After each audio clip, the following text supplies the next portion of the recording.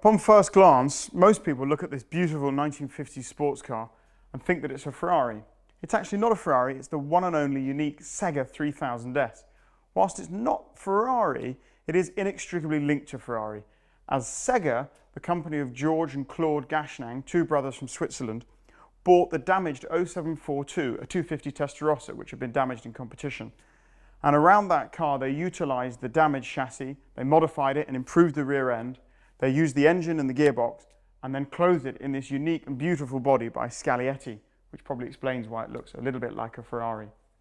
Then, throughout 1961 and 1962, driven by George Gashnang, the car competed at the highest level, rubbing shoulders with Sterling Moss, Maston Gregory, Graham Hill, Phil Hill, and all the other greats of the day. Following their competition, the car was sold again in the late 60s and ceased to exist in its form as the Sega 3000S. The brothers had kept a few little parts and bits, and so resultantly the current custodian, former England international rugby player David Kirk, with the help of the Gashnang brothers, George and Claude, who are still alive, managed to resurrect the Sega 3000S, and over the last 5 years it's competed once again at many Goodwood, Silverstone, Thruxton, as well as being displayed on quite a few concours lawn. David's here with us today and he's going to explain a little bit more in depth about the history of the car and how it came to be reborn in this 21st century. So David, we're here with your Sega 3000S. I thought we'd sort of try and explain a little bit more about the history of the car. Now, you obviously personally spent quite a lot of time with the Gashnang brothers. Yeah, that's for sure. I came across the idea of doing this project around 2014. I was actually on holiday and I was just internet surfing. I had the ability to do another project with the chassis that I had, which is in this car now. And which is a genuine 250 chassis. A genuine 250 chassis, which the Gashnangs, Ferrari would have used in the day to create the sports cars they created. And I read about this car that existed for 7 years and then had disappeared when it was sold by the Gashnangs to a Ferrari collector, Pierre Bardenin. So I thought, well, I wonder if they're still alive. And unbelievably, I was in Verbier at the time and found a Gashnang garage down in Aigle. Managed to contact them and arranged to go down and have lunch with them. And there was just an outpouring of everything they had done, photographs, records of their racing career as two brothers that basically built 9 cars during the period 59 to 67 and went racing. And mainly they were the wrecks of Ferraris, using bits and pieces. So let's rewind the story then. So if I'm right in thinking that the 250 Testarossa 0742 had been being raced by a certain Monteverdi. Correct, yeah. Had had a quite significant accident on a hill climb. Yeah, there's a picture of the car upside down in a tree. Yeah, and that's as it was purchased by. Yeah, and that's what the boys bought. Yeah, a damaged. Yeah. 250 Testarossa. They took the body off. The body was trashed. It was gone. Yeah, if you see the photographs, there's virtually nothing of the car left. Yeah. But the engine, obviously, engine and gearbox, they realised they could reuse. Yeah. And the chassis, they obviously took to the workshop and thought they could not only use, but actually modify and improve. Yeah, so they bought this around 59, very early 60. And they were Ferrari running the independent rear suspension on their TR60 at the time. Yeah. So the Gashnangs, being engineers in the area, decided that they would fabricate an independent rear suspension, and updated car.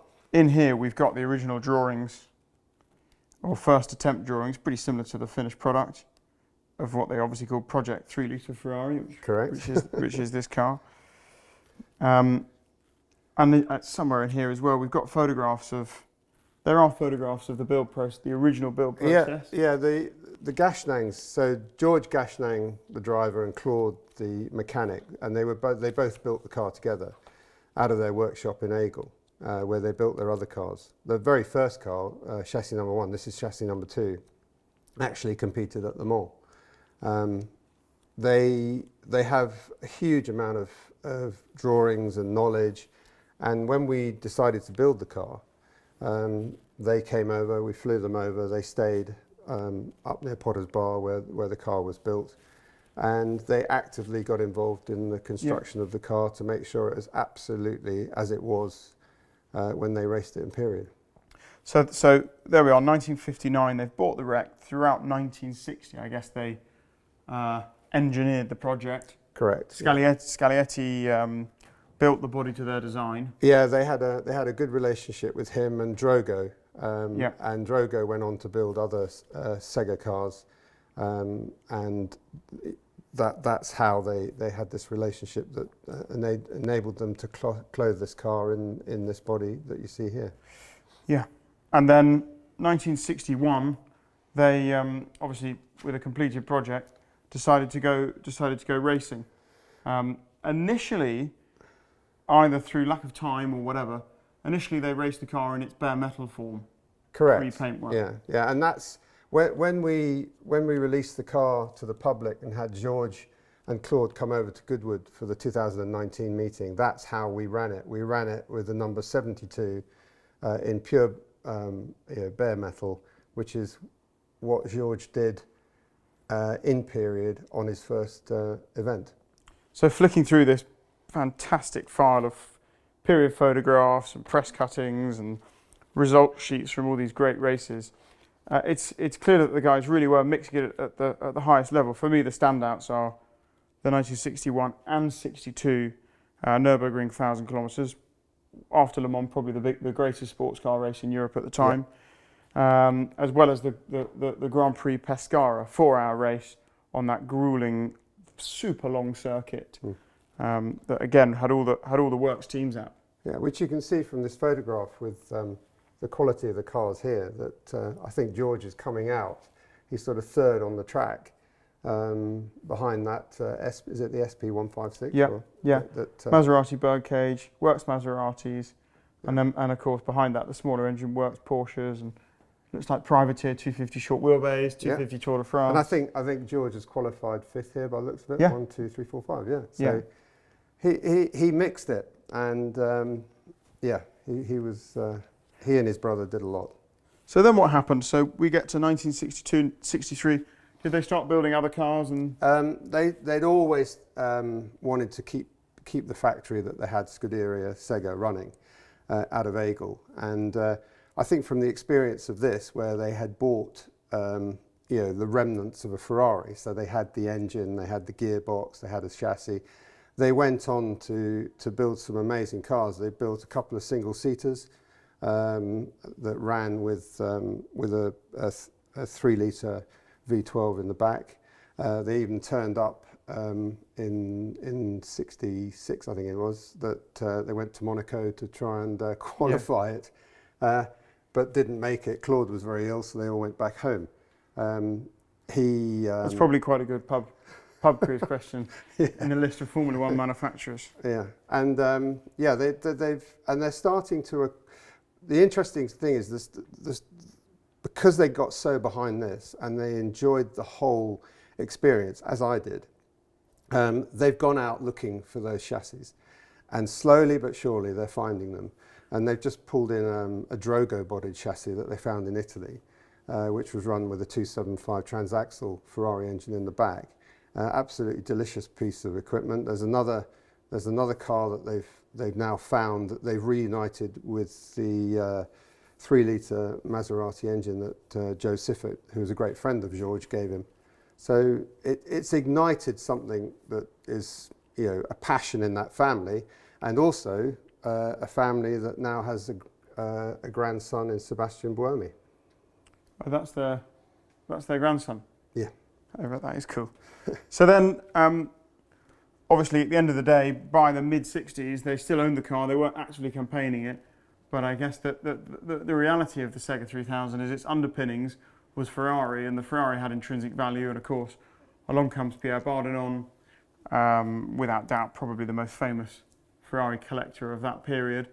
And knowing that the underpinnings of that car was Testarossa 0742, the Sega becomes no longer a thing, almost, it gets de-Seggared. Yep. Sega, whatever's left of Sega is left with the Gashnangs, Yeah. and the car goes back to being Testarossa 0742, and which of course still exists, lives its life, and the Sega is almost left behind like a discarded jacket in the Gashnang family. Yeah, not much of it was left behind because they actually utilised the original body for a single seater that was then destroyed. So yeah, that's what happened, and Barden I mean, there's even an original copy of an original advert in there for when they tried to. Yes, I saw that. Really cool. And they had some bits and pieces back off Barden. In fact, they kept the original engine, and Barden had to go back and negotiate again with them to get the original engine, which he then 0742 was rebuilt in the late 70s by Fantuzzi. Yeah. So then we fast forward to 2014, 2015. Yeah. And you find yourself, the modern day George Gashnang, in possession of a 250 chassis and engine. Yeah. So you found yourself more or less in the same position he was in 1959, with the same basic ingredients. And decided to follow, pardon the pun, the same recipe that he did, and okay, not to do the 1,000 kilometres of the Nürburgring, but to compete against the same cars of the same period at Goodwood, which is obviously our version. Yeah. Luckily, you managed to track down and build a relationship with the Gashnang brothers, and then could set about building this car, the Sega, in exactly the same way as they did, with their help, with the same drawings that they used. And crucially, of course, with their blessing, and more than that, with the identity, with the chassis number, and with you purchased whatever was left of the original car from them, which wasn't very much, but it included the chassis plate. So this is the second car that Sega bought. So it's 002/60. So built in 60, second car they built, and they came over. I flew them over. They helped at the workshop build this car. Yeah. Incredibly enthusiastic, and indeed when we reunited at Goodwood, we reunited George with the car. When he saw the finished product in the bare metal, carrying the number that he first competed in, he broke down in tears. Yeah, well, I'm not surprised. Yeah, and then of course, so. I'm sure it was always your aim to go to Goodwood. I can see from this second file, which is purely just the events that you've done in the car. I can see that you were welcomed with open arms by the Duke of Richmond. There's 1, 2, 3, 4, 5, 6 letters of invitation from the Duke, writing with great pleasure to invite you, and probably, dare I say it, more importantly, the Sega to his events. Yeah. I think the car's the star, put it that way, and it really is a star car, on the road, on the racetrack. I was just explaining to someone earlier today that if you take it out on the road, it becomes a magnet for anyone that wants to try and understand what the car is and the story behind it. And you've never failed to be invited to a Goodwood revival since the car's been finished, have you? No. Which is. Yeah, and the members meeting. Yeah. So and in this, as I say, in this second file are your result sheets from Goodwood, all the programs, etc. But you've also done some tours, some rallies, some Concours events, raced at Thruxton, Silverstone Classic. So it's been a ticket to a lot of the country or the world's or Europe's sort of great car events. Yeah, I think there's more to do with it as well. I think whilst it's been with me, I've tried to promote it as much as possible at those events. But I think for the next custodian of a car that's really quite an important one of one in terms of its history, there's even more to do. Yeah, because it should be in Europe or it should be in America. I mean, there's masses of opportunity. With a valid fever identity card, with HTP papers dated 2023 with 10 full years left on HTPs, which we know are difficult to get. Of course, it's registered. There's a V5 in here. It's UK registered, so there is nothing stopping it going and doing many, many, many more events. And it sounds like you fancy another project. Yeah, possibly. I mean, it's the projects I like doing, and I've done a couple of other cars in my time. But this has probably given me the most enjoyment because I built it with the original driver and constructor. And when Claude unfortunately passed away 18 months ago, with Claude as well, who had all the technical expertise because he was the mechanic, he understood exactly where everything should be and what it should be doing. And it's been a fantastic journey that I've had. Yeah, it's quite blindingly obvious from everything that's in this file that there will only ever be one Sega 3000S because it wouldn't be possible to do this project again. Impossible, yeah, because George is 92. Although his son Oliver and Boehm, his father, are now actively trying to promote the Sega brand through clothing and through their clothing company, Warson Motors in Aigle, and the fact that Sebastian is now wanting to possibly get involved in some of the historic scene as he's getting older. Yeah, it's just fully embraced and endorsed by the Sega family. Yeah. Well, for now anyway, in partnership with our auction partners Carhuna, as DK, we're proud to offer this car for sale. I think a totally unique opportunity for a new owner to go and enjoy what is without doubt the greatest events for any classic car owner in Europe. In a car that's clearly, as shown, gladly invited. And I think there's something special to say about having a car that's totally unique and with its own character, with chapters left to be written for the new owner. So that'll be on a Carhuna online auction, which will end very shortly, and will also be visible on our website, on DK's website.